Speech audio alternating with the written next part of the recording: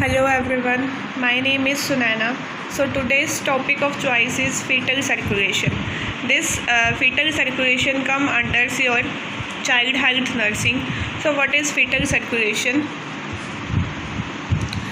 The fetal circulation is the circulatory system of a human fetus, often encompassing the entire fetal circulation, which includes the umbilical cord and the blood vessel within the placenta that carry the fetal blood.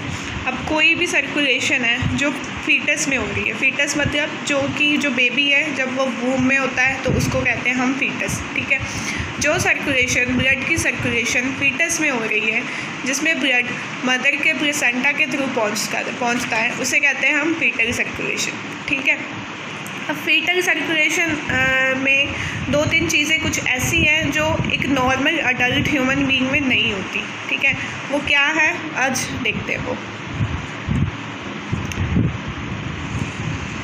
So there are 3 shunts present in the fetal life. कुछ 3 shunt होते हैं जो present होते हैं fetal life में। वो कौन से शंट है? फर्स्ट तो हो गया ductus venosus, second is ductus arteriosus and third is foramen ovale. Ductus venosus कहाँ पे प्रेजेंट होता है? It connects the umbilical vein to the inferior vena cava, ठीक है। और डक्टस आर्टरियोसिस है जो वो कहाँ पे होता है? It connects the pulmonary artery to the aorta. और लास्ट वाला जो फोरामेन ओवल है वो कहाँ है? It's an anatomical opening between the right and left atrium. So ये 3 शंट है जो वो प्रेजेंट होते हैं फीटल लाइफ में, जो कि एक ह्यूमन बीइंग में नहीं, एक जो अडल्ट ह्यूमन बीइंग है उसमें नहीं होते, ठीक है। तो अब हम इसको डायग्राम के थ्रू देखते हैं और समझते हैं। So this is the diagram. अब यहाँ पे देखो, जब एक शंट मैंने बताया था डक्टस वेनोसिस, वो कहाँ पे था? ये अम्बिलिकल वेन जो आ रही है ये वाली, ये, ठीक है। और ये यहाँ से लिवर है, लिवर में यहाँ से क्या आ रहा है? इंफीरियर वेना केवा, ठीक है। अब यहाँ पे जो ओपनिंग है यहाँ पे जाकर अम्बिलिकल वेन और इंफीरियर वेना केवा ये दोनों आपस में मिल जाते हैं और मिक्स हो जाते हैं, इनका ब्लड जो है वो मिक्स हो जाता है, ठीक है। तो इस पॉइंट को हम क्या कहेंगे? डक्टस वेनोसिस बोलेंगे, ठीक है। तो this is ductus venosus. Second मैंने बताया था डक्टस आर्टरियोसिस, वो कहाँ पे था? पल्मोनरी आर्टरी और अयोटा के बीच में, ठीक है। So this is arch of aorta, this is aorta, sorry this is aorta, ठीक है। और डक्टस आर्टरियोसिस कहाँ पे? ये रहा, ठीक है। यहाँ से पल्मोनरी आर्टरी आ रही है ये वाली, ठीक है। अब यहाँ पे जो ओपनिंग है यहाँ पे जब पल्मोनरी आर्टरी और arch of aorta means aorta का जब ब्लड मिक्स होता है वो किसके थ्रू होता है? डक्टस आर्टरियोसिस के थ्रू, ठीक है। ये पता लग गया डक्टस आर्टरियोसिस का। अब लास्ट वाली जो ओपनिंग थी वो मैंने बताया था फोरामेन ओवल होती है, ठीक है। वो क्या था? It is an opening between right and left atrium, ठीक है। ये राइट एट्रियम हो गया, ये लेफ्ट एट्रियम हो गया। इन दोनों के बीच में ये जो ओपनिंग है इसको बोलते हैं फोरामेन ओवल, ठीक है। इसके थ्रू क्या होता है? जो राइट और लेफ्ट एट्रियम का ब्लड है ये आपस में मिक्स होता है फोरामेन ओवल के थ्रू, ठीक है। अब हम देखेंगे कि जो फीटल सर्कुलेशन है वो होती कैसे है, ठीक है। सबसे पहले क्या होता है ये तो आप ये देखते हैं, एक जो फीटस है उसमें क्या होता है? 2 अम्बिलिकल आर्टरीज और 1 अम्बिलिकल वेन होती है, ठीक है। अम्बिलिकल कॉर्ड है जो प्लेसेंटा से फीटस को कनेक्ट करती है, वो होती है अम्बिलिकल कॉर्ड। उसमें क्या होता है? 2 अम्बिलिकल आर्टरीज और 1 अम्बिलिकल वेन। पर यहाँ पे क्या होता है? उल्टा होता है, ठीक है। जो अम्बिलिकल वेन है वो ऑक्सीजनेटेड ब्लड कैरी करती है फीटस के पास, और जो अम्बिलिकल आर्टरीज है वो फीटस का डीऑक्सीजनेटेड ब्लड और जो भी वहाँ का उसका वेस्ट मटेरियल है वो दोबारा लेकर जाती है प्लेसेंटा के पास, ठीक है। 2 अम्बिलिकल आर्टरीज होगी और 1 होगी अम्बिलिकल वेन। सो यहाँ से देखते हैं क्या हुआ कि प्लेसेंटा से क्या हुआ? ये अम्बिलिकल वेन आ रही है, ठीक है, और ये इंफीरियर वेना के आ रही है। लिवर में जाकर ये दोनों आपस में मिक्स हो जाती है वाया डक्टस वेनोसिस, ठीक है। यहाँ पर मिक्स हो गई। अब यहाँ से जो ब्लड था इंफीरियर वेना के बाद का जो ब्लड था वो कहाँ पे जाता है? राइट एट्रियम में, यहाँ पे, ठीक है। यहाँ पे आकर ये जो ब्लड था through foramen ovale right atrium का ब्लड है जो वो चले गया लेफ्ट एट्रियम में, ठीक है, लेफ्ट एट्रियम में पहुंच गया, और थ्रू ट्राइकस्पिड वॉल चले गया राइट वेंट्रिकल में, ठीक है, और थ्रू बाइकस्पिड वॉल यहाँ से चले गया लेफ्ट वेंट्रिकल में, ठीक है। अब क्या होता है, राइट साइड में हमारा क्या होता है, राइट साइड में होती है हमारी पल्मोनरी आर्टरी, जहाँ से जो ब्लड है वो कहाँ पे जाता है, लंग्स के पास, ठीक है, ये लंग्स के पास, ये और ये, ठीक है। और जो लेफ़्ट साइड है वहाँ पे होती है अयोटा, जहाँ से जो ब्लड है वो पूरी बॉडी में जाता है, ठीक है। अब जो राइट वेंट्रिकल में ब्लड आया था उसका थोड़ा सा पार्ट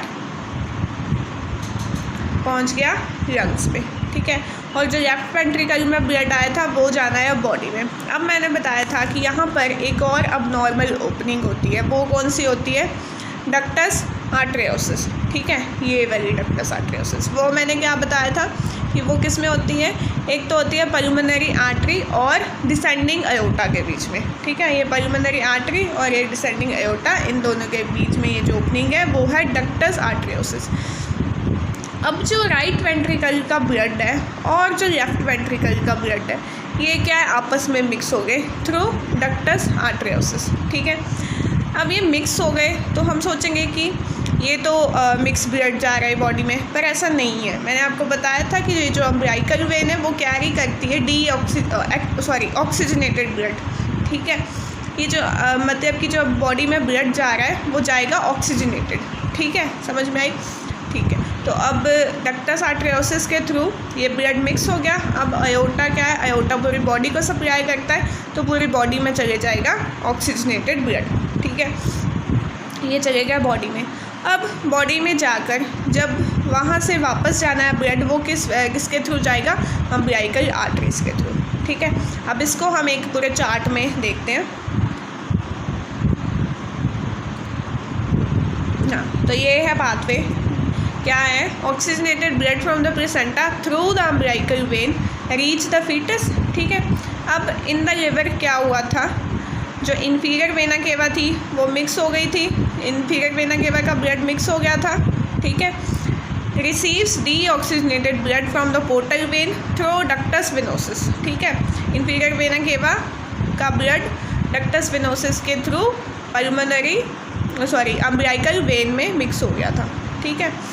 अब क्या होता है, जब ब्लड चले गया हार्ट के पास, तो ड्यूरिंग वेंट्रिकल सिस्टोल क्या होता है, जो लेफ़्ट वेंट्रिकल का ब्लड है, ठीक है, लेफ़्ट वेंट्रिकल में जो ब्लड आया था वो क्या करता है, असेंडिंग अयोटा के थ्रू चले जाता है अपनी बॉडी में, ठीक है। बॉडी में क्या क्या आता है, हेड, नेक, ब्रेन, आर्म्स और लेग्स वगैरह, ठीक है।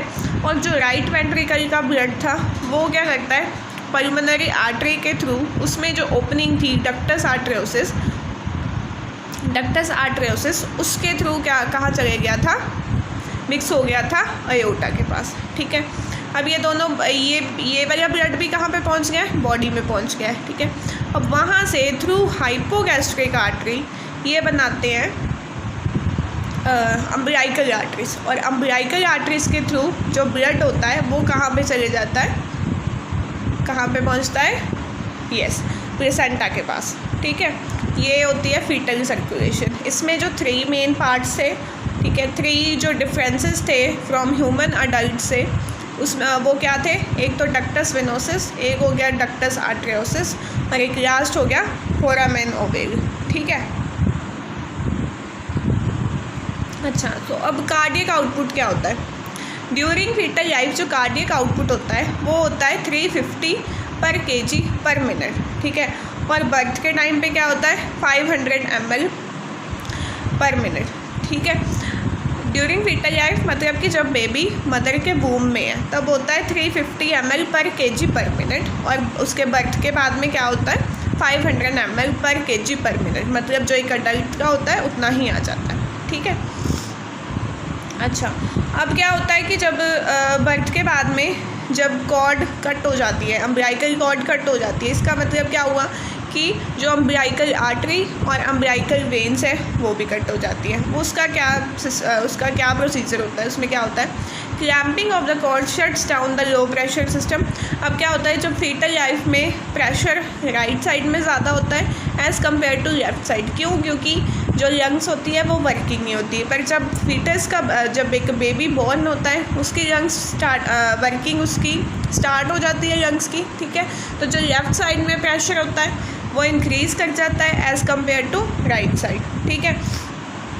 Increase atmospheric pressure, increase systemic vascular resistance cause lungs to inflate with oxygen. अब इसमें क्या होता है कि जब प्रेशर डिफरेंसेस होने लग जाते हैं सराउंडिंग्स में और लंग्स में, तब क्या है, लंग्स जो है इन्फ्लेट कर जाती है with oxygen. Lungs are now become a low pressure system. Lungs में प्रेशर कम हो जाता है और जो राइट वेंट्रिकल है वहाँ पे प्रेशर ज़्यादा हो जाता है। अब ये आपने नियोनेटल सर्कुलेशन देख ली जो नॉर्मल होती है एक ह्यूमन अडल्ट की।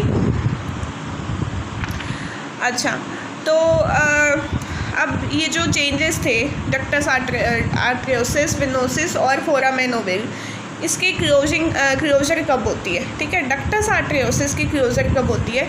With in 10 to 96 hours after birth, ठीक है। एनाटॉमिकल क्लोजर कब होती है? 2 to 3 वीक्स आफ्टर बर्थ। और एक क्या बनाता है? लिगामेंटम आर्टरियोसम, ठीक है। फोरामेन ओवल, इसकी क्लोजिंग कब होती है? With in several minutes after birth. और एनाटॉमिकली क्लोज हो जाता है 1 ईयर आफ्टर बर्थ। एंड ये क्या बनाता है? फोसा ओवैलिस, ठीक है। डक्टस वेनोसिस की जो क्लोजिंग होती है वो होती है with in several hours after birth, ठीक है।